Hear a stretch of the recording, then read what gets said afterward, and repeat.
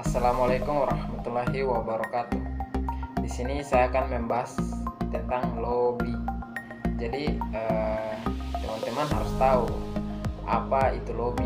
Jadi lobby di sini diartikan sebagai suatu pendekatan tidak resmi yang dilakukan seseorang kepada petinggi-petinggi atau orang-orang yang mempunyai jabatan tinggi. Kemudian secara etimologi dalam Kamus Terjemahan Inggris Indonesia oleh John Eccles dan Hasan Sadeli, dia mendefinisikan lobby sebagai ruang masuk suatu gedung atau suatu hotel. Kemudian dalam arti lainnya juga di situ diartikan sebagai mencoba mempengaruhi. Kemudian ada satu ahli yang bernama Tarsis Tarmuji menerbitkan buku Kiat-Kiat Melobi yang dia mendefinisikan lobby sebagai bentuk kegiatan tidak resmi yang mempraktikkan seni dalam mendapatkan teman yang berguna untuk dirinya sendiri atau yang berguna untuk sang pelobi tersebut.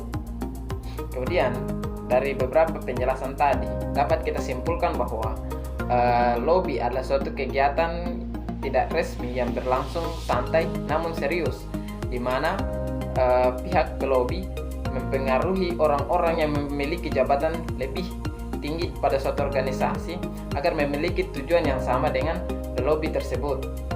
Setelah kita mengetahui definisi dari lobby tadi, di sini kita akan membahas tentang hubungan antara lobby dan komunikasi, yang mana komunikasi adalah penyampaian pesan dari seorang individu ke individu lainnya. Maka dari itu, saya rasa hubungannya sangat erat sekali, yang mana lobby juga menyampaikan pesan antara komunikator ke komunikan. Di sini, menurut Tarmuji dalam bukunya dia mengatakan bahwa hubungan antara lobby dan komunikasi di sini terjadi karena sebuah ide atau suatu kejadian yang mana ide tersebut diimplementasikan sang komunikator ke komunikan, sehingga ide yang komunikator tadi sampaikan kepada komunikan itu didukung oleh komunikator tersebut.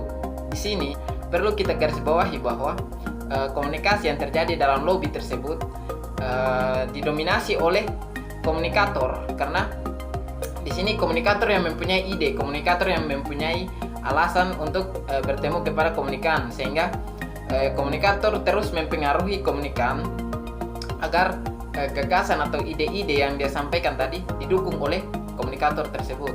Maka dari itu, hubungan antara lobby dan komunikasi ini sangat erat sekali. Setelah kita mengetahui apa itu definisi lobby dan hubungan lobby dengan komunikasi, sekarang kita akan membahas tentang tujuan kegiatan lobby.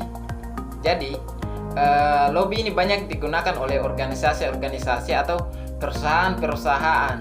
Jadi, tujuan perlobian dalam membantu perusahaan adalah untuk mendapatkan profit, baik ini perusahaan laba maupun perusahaan nirlaba. Mungkin teman-teman berpikir bahwa apa sih yang profit seperti apa yang didapat oleh perusahaan-perusahaan nirlaba.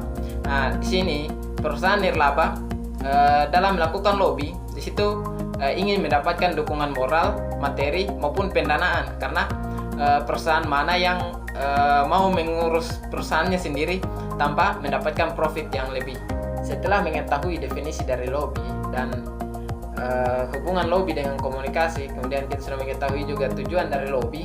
Sekarang kita harus mengetahui yang terakhir, persiapan sebelum melobi. Jadi apa-apa saja yang kita siapkan untuk melakukan pelobian. Nah, di sini saya akan menjelaskan tentang persiapan-persiapan yang kita lakukan untuk melakukan pelobian. Yang pertama, siapkan dan sempurnakan argumen Anda.